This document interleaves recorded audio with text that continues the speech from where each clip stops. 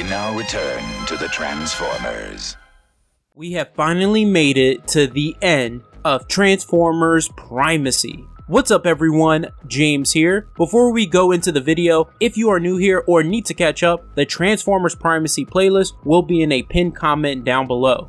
Also, make sure you stick to the very end of the video because your input is needed on what we cover next in IDW's Transformer timeline. With that being said, let's not waste any more time and get right into it. So continuing where we last left off, the battle for Cybertron continues. The Decepticons are continuing to concentrate all firepower on the Autobots' position. They're all enjoying the devastation and believe the Autobots are defeated, except Megatron. He believes they could still lose the battle, but right now he's distracted because he's being haunted by the spirit of Pentious. He realizes that Pentious manipulated him into taking his spark and reviving him. As that's happening, the acid rain Megatron created in the last video is now affecting the Decepticon forces. Skywarp reports to Starscream that the Seeker's instruments are going haywire, and engines are burning out.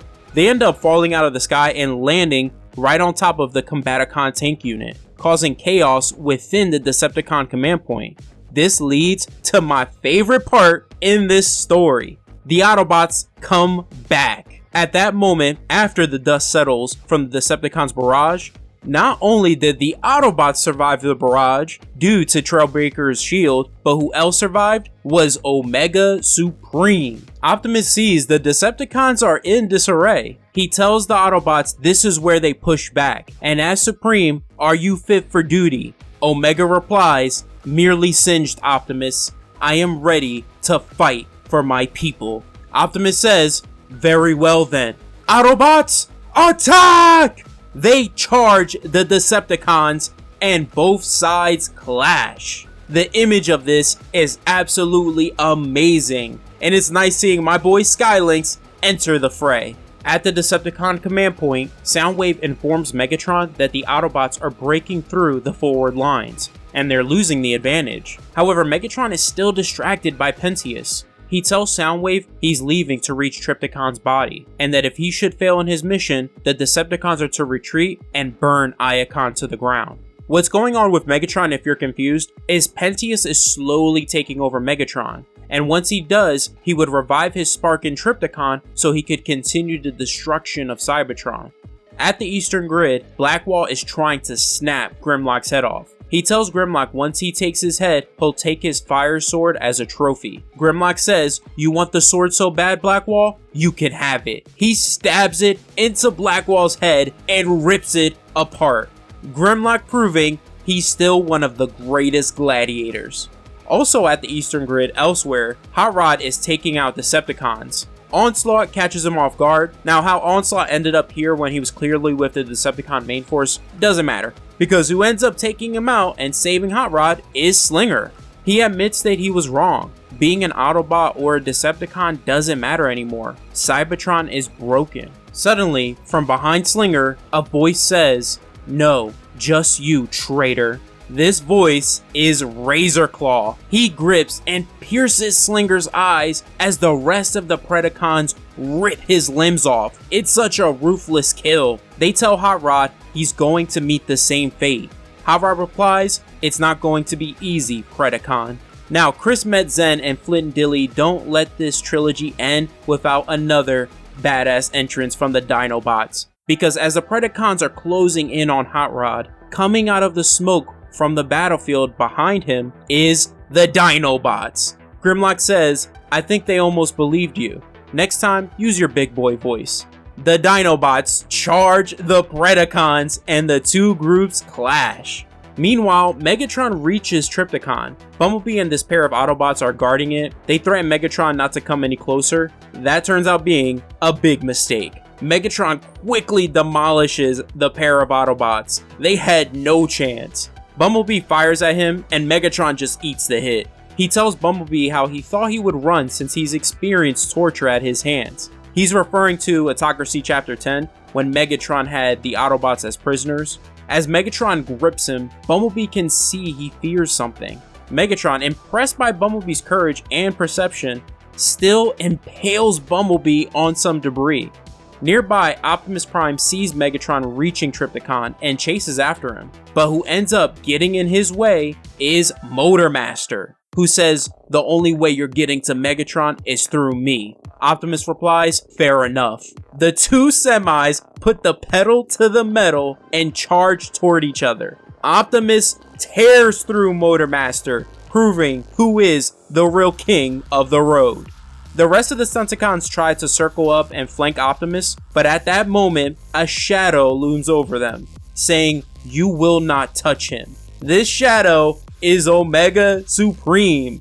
He says, "You will all be eradicated." He unleashes a massive blast that ends the Stunticons. Optimus reaches Megatron atop the head of Trypticon. He says, "Megatron, you're not going any further. You've brought enough misery and destruction to Cybertron." This is where Megatron cryptically speaks of the vision Trypticon showed him back in Primacy Part 1. He replies, "You speak of destruction, but know nothing of it. The madness and carnage that's been unleashed here won't end. It will echo from Cybertron. Countless worlds will suffer across the millennia, and our war will never end." Optimus refuses to believe that. Megatron calls him a fool and says, "This is our fate." Optimus replies, "Not while I function. Help me stop this. Our story doesn't have to end here." They both draw their energon weapons and run toward each other. A nice callback to the original Transformers cartoon, where in the episode More Than Meets the Eye Part 2,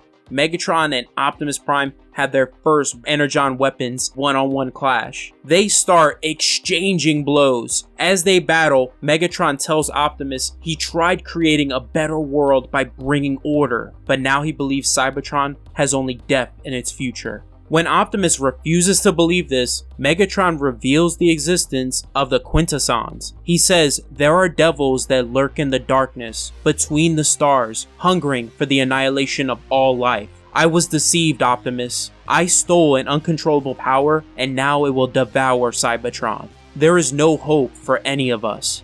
Optimus responds with that eternal optimism we know he possesses, delivering a great speech. He says, "You are wrong. Whatever it is you've set in motion isn't insurmountable. Yes, fear may grip us all, and the heavens themselves may come crashing down upon our heads. But the brave fight on. We will never bow or succumb to the abyss of defeat. As long as we stand together and fight for each other, we will never lose hope." At that moment in the Eastern Grid, the battle between the Dinobots and Hot Rod versus the Predacons is still raging on. Grimlock and Hot Rod together are taking on Razor Claw, who is giving them quite a fight. What happens next is why I love Grimlock. Grimlock grabs Razor Claw's jaw, Hot Rod holds him down, and Grimlock pulls a King Kong and tears Razor Claw's jaws apart. That's what you get when you mess with the king of the Dinobots. Back atop Trypticon, the battle between Optimus Prime and Megatron is becoming just a knockdown, drag-out fight.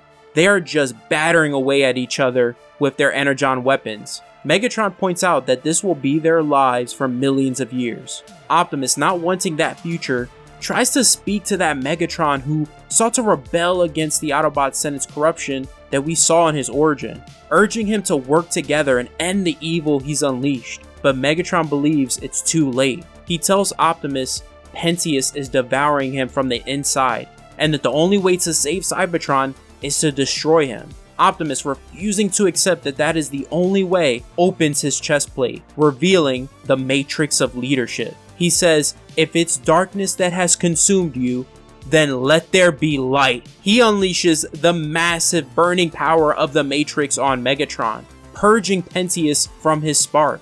I wish we got to see Pentius being eradicated. The only thing we get is Megatron tells Optimus he can no longer hear Pentius's laughter. Optimus says the malignance has been expunged, but we both know your spark was corrupted long before this.